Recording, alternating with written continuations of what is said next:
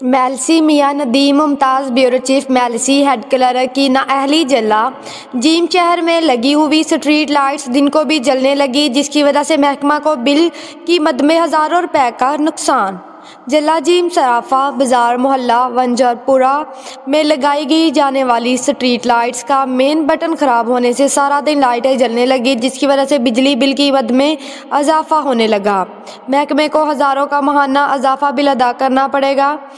ज़राए के मुताबिक पिछले माह मीडिया ने लाइट्स ख़राब होने की निशानदही की थी, जिस पर अफसरान के हुक्म पर मुतल्लिका क्लर्क अल्लाह वसाया को लाइटें चालू करने का हुक्म दिया गया, जिसने चालू बल्बों को भी उतार कर घर ले गया और चंद बल्ब तब्दील करके इजाफी बल्बों का बिल पास करवा लिया और सबसे अच्छा की रिपोर्ट कर दी। चंद रोज़ गुजरने के बाद मीटर का मेन बटन ख़राब होने से दिन के वक्त भी लाइटें चालू रहती हैं। शहरियों ने डिप्टी कमिश्नर वहाड़ी और चीफ ऑफिसर ज़िला कौंसल से नोटिस लेने का मुतालबा किया है।